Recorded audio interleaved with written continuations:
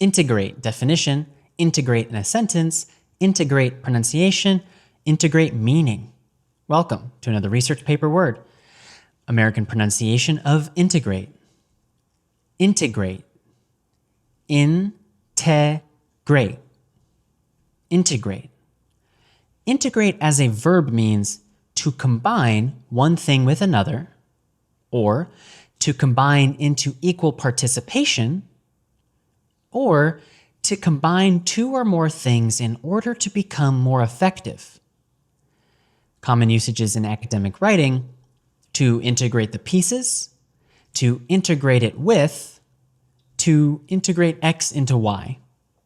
Example sentences: integrate verb. After a few months of entering the new class, the child was fully integrated into the new culture. Example sentence number 2, we are planning to integrate the sales department with the marketing department. The common academic writing variation is integration, noun. The initial integration of the two cultures was met with fears on both sides.